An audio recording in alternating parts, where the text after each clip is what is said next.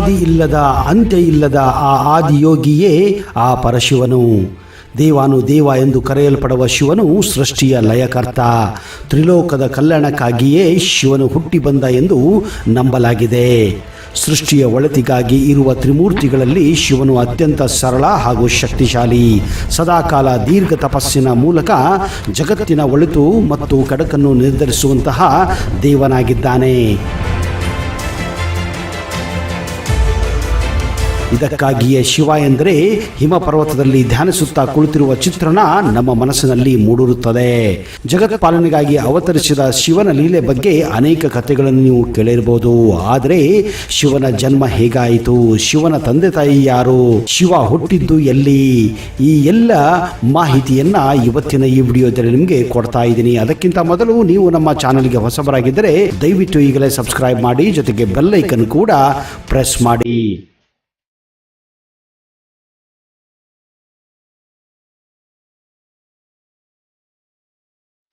ನಮಸ್ಕಾರ ಸ್ನೇಹಿತರೆ, focus YouTube Kannada ಚಾನಲ್ಗೆ ಸ್ವಾಗತ ಸುಸ್ವಾಗತ. ವೇದಗಳ ಪ್ರಕಾರ ಈಶ್ವರ ಅಥವಾ ಪರಮಾತ್ಮನು ಅಜಾತ್ಮ, ಅದೃಶ್ಯ, ನಿರಾಕಾರ, ನಿರ್ಗುಣ ಮತ್ತು ನಿರಾಕಾರನಾಗಿದ್ದಾನೆ. ಅಜಾತ್ಮ ಎಂದರೆ ಜನ್ಮಿಸದಿರುವನು ಹಾಗೂ ಮುಂದೆಯೂ ಜನಿಸದೇ ಇರುವನು ಎಂದರ್ಥ. ಪ್ರಕಟ ಎಂದರೆ ಯಾವುದೇ ಗರ್ಭದಿಂದ ಜನಿಸದ ಮತ್ತು ಸ್ವಯಂಭೂ ಪ್ರಕಟವಾದವನು, ಮತ್ತು ಅಪ್ರಕಟ ಎಂದರೆ ಸ್ವಯಂಭೂ ಪ್ರಕಟನಾಗಿರುವವನು. ನಿರಾಕಾರ ಎಂದರೆ ಆಕಾರವಿಲ್ಲದವನು. ನಿರ್ಗುಣ ಎಂದರೆ ಯಾವುದೇ ರೀತಿಯ ಗುಣವಿಲ್ಲದವನು. ನಿರ್ವಿಕಾರ ಎಂದರೆ ಯಾವುದೇ ರೀತಿಯ ವಿಕಾರವನ್ನು ಅಥವಾ ದೋಷವಿಲ್ಲದವನು ಎಂದರ್ಥ. ಶಿವ ಪುರಾಣದ ಅನುಸಾರ ಭಗವಾನ್ ಸದಾಶಿವ ಹಾಗೂ ಪರಾಶಕ್ತಿ ಅಂಬಿಕಾಯಿಂದಲೇ ಭಗವಾನ್ ಶಂಕರನ ಉತ್ಪತ್ತಿಯಾಯಿತು ಎಂದು ನಂಬಿಕೆ ಇದೆ.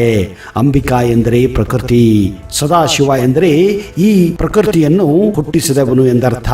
ಕಾಶಿಯ ಆನಂದ ರೂಪ ವನದಲ್ಲಿ ವಿಹರಿಸುತ್ತಿದ್ದಾಗ ಬೇರೆ ಪುರುಷರನ್ನು ಸೃಷ್ಟಿಸಬೇಕೆಂದುಕೊಂಡರು. ಆತನಿಂದ ಸೃಷ್ಟಿ, ನಿರ್ಮಾಣ, ವಂಶವೃದ್ಧಿಯ ಕಾರ್ಯ ನಡೆಯಬೇಕೆಂದು ತಮ್ಮ ವಾಮಾಂಗದಿಂದ ವಿಷ್ಣುವನ್ನ ಮೊದಲು ಹುಟ್ಟಿಸುತ್ತಾರೆ. ಈ ಪ್ರಕಾರವಾಗಿ ವಿಷ್ಣುವಿನ ತಾಯಿ ಹಾಗೂ ತಂದೆ ಕಾಲರೂಪಿ ಸದಾಶಿವ ಮತ್ತು ಪರಾಶಕ್ತಿ ದುರ್ಗೆಯಾಗಿದ್ದಾರೆ. ವಿಷ್ಣುವನ್ನು ಉತ್ಪನ್ನ ಮಾಡಿದ ಬಳಿಕ ಸದಾಶಿವ ಹಾಗೂ ಪರಾಶಕ್ತಿ ಪೂರ್ವವತ್ತ ಪ್ರಯತ್ನ ಮಾಡಿ ಬ್ರಹ್ಮನನ್ನು ತಮ್ಮ ಬಲ ಅಂಗಗಳಿಂದ ಉತ್ಪತ್ತಿಗೊಳಿಸುತ್ತಾರೆ ಹಾಗೂ ತಕ್ಷಣವೇ ವಿಷ್ಣುವಿನ ನಾಭಿಯಲ್ಲಿ ಕಮಲವನ್ನು ಹಾಕಿಬಿಡುತ್ತಾರೆ. ಈ ಪ್ರಕಾರವಾಗಿ ಕಮಲದಿಂದ ಪುತ್ರ ರೂಪದಲ್ಲಿ ಬ್ರಹ್ಮನ ಜನ್ಮವಾಗುತ್ತದೆ.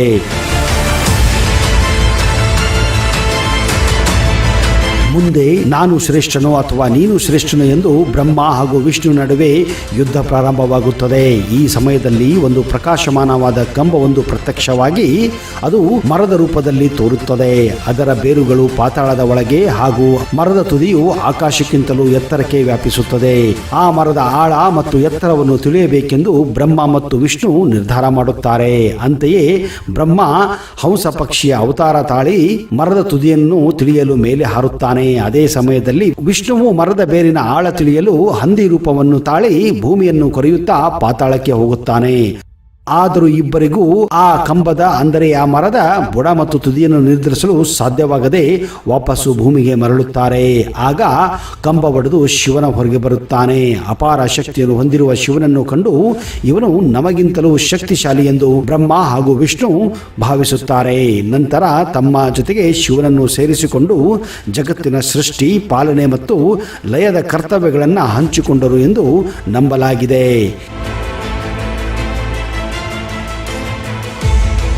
ಈ ರೀತಿಯಲ್ಲಿ ಶಿವನ ಜನನವಾಯಿತು ಎಂದು ಇನ್ನೊಂದು ಪುರಾಣ ಸಾರುತ್ತದೆ. ಜಗದೀಶ, ಸರ್ವೇಶ, ಮಲ್ಲೇಶ, ಗೌರೀಶ ಹೀಗೆ 100 ಹೆಸರುಗಳ ಶಿವನನ್ನ ಭಕ್ತರು ವಿಶ್ವಾದ್ಯಂತ ಆರಾಧಿಸುತ್ತಾರೆ. ಹಿಂದೂ ಧರ್ಮದಲ್ಲಿ ಶಿವನನ್ನ ಸರ್ವಶ್ರೇಷ್ಠ ದೇವನೆಂದು ಪರಿಗಣಿಸಲಾಗುತ್ತದೆ. ಅಷ್ಟು ಮಾತ್ರವಲ್ಲ, ಅತಿ ಹೆಚ್ಚು ಭಕ್ತವೃಂದವನ್ನು ಹೊಂದಿರುವ ದೇವರೆಂದು ನಂಬಲಾಗಿದೆ. ಶಿವನ ಹೆಸರಲ್ಲಿ ನಾವು ನಾನಾ ದೇಶಗಳಲ್ಲಿ ಶಿವಲಿಂಗವನ್ನ, ಶಿವನ ವಿಗ್ರಹವನ್ನ ಪೂಜಿಸಲಾಗುತ್ತದೆ ಹಾಗೂ ಸಾವಿರಾರು ದೇವಸ್ಥಾನಗಳು ಕೂಡ ಇವೆ.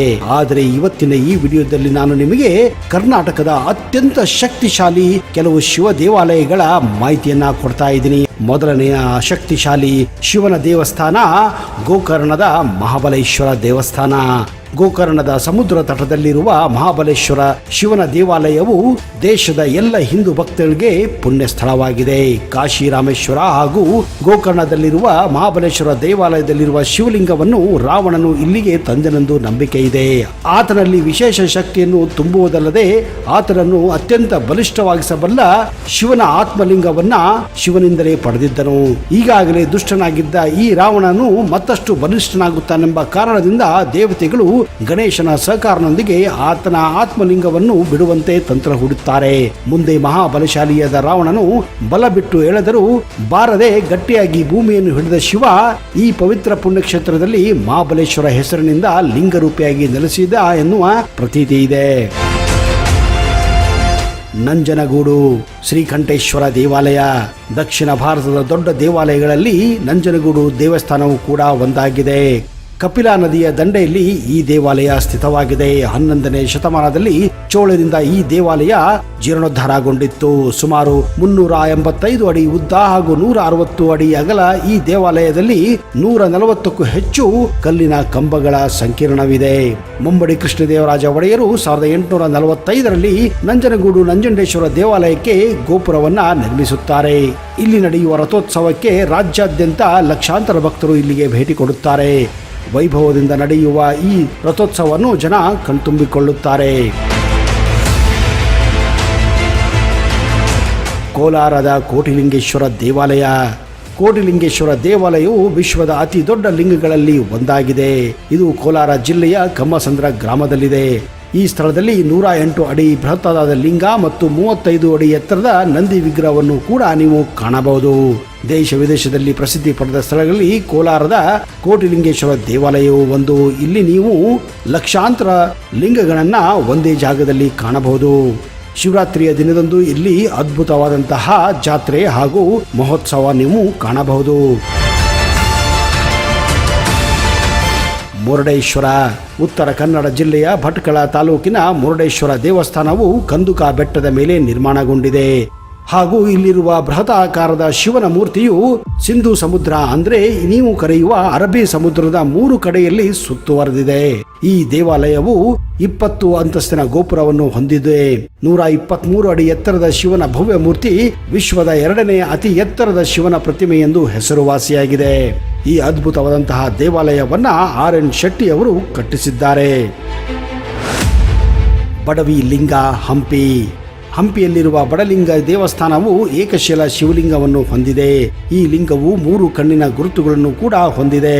ಈ 3 ಕಣ್ಣುಗಳು ಶಿವನ 3 ಕಣ್ಣುಗಳನ್ನು ಪ್ರತಿನಿಧಿಸುತ್ತವೆ. ಬಡವಿ ಲಿಂಗ ಎಂದು ಹೆಸರು 2 ಪದದ ಸಂಯೋಜನೆಯಿಂದ ಬಂದಿದೆ. ಬಡ ಹಾಗೂ ಲಿಂಗ ಶಿವನನ್ನು ಪ್ರತಿನಿಧಿಸುತ್ತವೆ. ದೇವಸ್ಥಾನದ ಒಳಗೆ ಶಿವಲಿಂಗವನ್ನು ಬಡತನದಿಂದ ಬೆಳೆದ ರೈತ ಮಹಿಳೆ ಇರಿಸಿದ್ದು ಪುರಾಣವಿದೆ. ಆದ್ದರಿಂದಲೇ ಈ ದೇವಾಲಯವನ್ನ ಬಡವಿ ಲಿಂಗ ಎಂದೇ ಕರೆಯುತ್ತಾರೆ. ಬಡವಿ ಲಿಂಗ ದೇವಾಲಯದ ಬೃಹತ್ ಲಿಂಗವು ಒಂದು ಸಣ್ಣ ಕಲ್ಲಿನ ಕೋಣೆಯಲ್ಲಿದೆ. ಭಕ್ತರು ಒಳ ಹೋಗಲು ಒಂದು ದ್ವಾರವಿದೆ. ಇಲ್ಲಿನ ಆಸಕ್ತಿಯ ವಿಷಯವೇನೆಂದರೆ ಈ ದೇವಾಲಯಕ್ಕೆ ಸೂರ್ಯ ಇಲ್ಲ. ಹಗಲಿನಲ್ಲಿ ಬೆಳಕು ನೇರವಾಗಿ ಶಿವಲಿಂಗದ ಮೇಲೆ ಬೀಳುತ್ತದೆ. ಹಾಗೆಯೇ ಮಳೆಗಾಲದಲ್ಲಿ ಮಳೆ ನೀರು ಬೀಳುತ್ತದೆ. ಇದೇ ಕಾರಣ ಸದಾ ಕಾಲ ಇಲ್ಲಿ ಈ ಲಿಂಗದ ಸುತ್ತಮುತ್ತ ನೀರು ತುಂಬಿಕೊಂಡಿರುತ್ತದೆ. ಧರ್ಮಸ್ಥಳ ಮಂಜುನಾಥೇಶ್ವರ ಸ್ವಾಮಿ. ಧರ್ಮದ ನೆಲೆಯ ಧಾರ್ಮಿಕ ತಾಣವಾಗಿರುವ ಧರ್ಮಸ್ಥಳ ಮಂಜುನಾಥ ಸ್ವಾಮಿ ಸನ್ನಿಧಿ ದಕ್ಷಿಣ ಭಾರತದ ಆರಾಧ್ಯ ಕ್ಷೇತ್ರವಾಗಿದೆ. ಮಾತು ಬಿಡ ಮಂಜುನಾಥ ಎಂಬಂತೆ ಇಲ್ಲಿ ಮಾತಿಗೆ ಹೆಚ್ಚು ಮಹತ್ವ ಹಾಗೂ ಮನ್ನಣೆ ಇದೆ. ಶ್ರೀ ಕ್ಷೇತ್ರ ಧರ್ಮಸ್ಥಳವು ದಕ್ಷಿಣ ಕನ್ನಡ ಜಿಲ್ಲೆಯಲ್ಲಿರುವ ಒಂದು ಪ್ರಸಿದ್ಧ ಧಾರ್ಮಿಕ ತಾಣ. ಧರ್ಮಸ್ಥಳ ಮಂಜುನಾಥ ದೇವಾಲಯಕ್ಕೆ 8 ಶತಮಾನಗಳ ಇತಿಹಾಸವಿದ್ದು ಇದು ಪವಿತ್ರ ನೇತ್ರಾವತಿ ನದಿಯ ದಡದಲ್ಲಿ ನೆಲೆಸಿದೆ. ಇಲ್ಲಿನ ದೇವಸ್ಥಾನದಲ್ಲಿರುವ ಆರಾಧ್ಯ ದೈವ ಮಂಜುನಾಥ ಸ್ವಾಮಿಯ ವಿಗ್ರಹವನ್ನು ಮಂಗಳೂರಿನ ಕದ್ರಿ ಎಂಬ ಸ್ಥಳದಿಂದ ಅಣ್ಣಪ್ಪ ಸ್ವಾಮಿ ತಂದು ಇಲ್ಲಿ ಪ್ರತಿಷ್ಠಾಪನೆ ಮಾಡುತ್ತಾರೆ.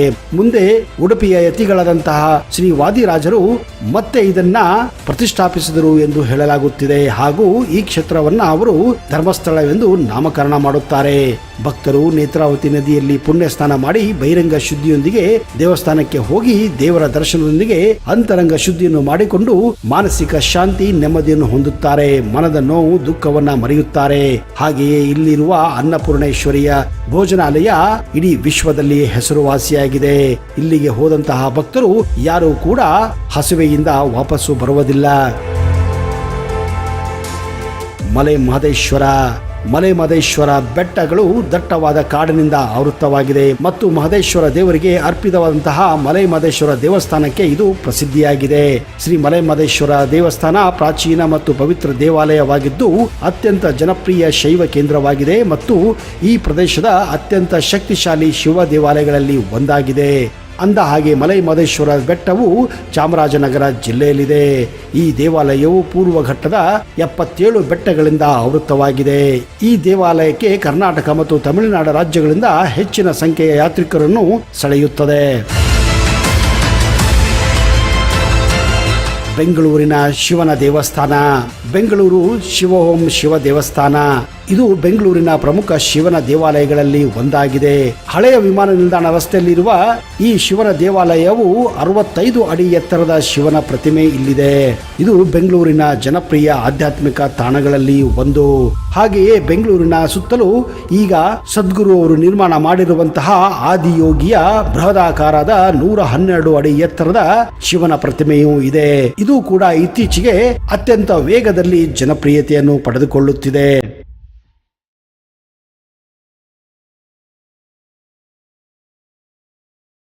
ಸ್ನೇಹಿತರೆ, ಒಂದು ವೇಳೆ ನಿಮಗೆ ಸಮಯ ಸಿಕ್ಕರೆ ದಯವಿಟ್ಟು ಈ ಪ್ರಮುಖ ಹಾಗೂ ಶಕ್ತಿಶಾಲಿ ಶಿವನ ದೇವಸ್ಥಾನಕ್ಕೆ ಭೇಟಿ ಕೊಟ್ಟು ಪುನೀತರಾಗಿರಿ. ಒಂದು ವೇಳೆ ನಿಮಗೆ ಈ ವಿಡಿಯೋ ಇಷ್ಟ ಆದಲ್ಲಿ ಹರ ಹರ ಮಹಾದೇವ್ ಎಂದು ಕಮೆಂಟ್ ಬಾಕ್ಸ್ ಅಲ್ಲಿ ಹಾಕಿ. ಇಂತಹದೇ ರೋಚಕ ಹಾಗೂ ಆಶ್ಚರ್ಯ ಮಾಹಿತಿಗಳನ್ನ ಮುಂದಿನ ಸಂಚಿಕೆಯಲ್ಲಿ ಮತ್ತೆ ತರುತ್ತೇನೆ. ಅಲ್ಲಿಯವರೆಗೆ ಜೈ ಹಿಂದ್, ಜೈ ಕರ್ನಾಟಕ. ನಿಮಗೆಲ್ಲ ಒಳ್ಳೆಯದಾಗಲಿ.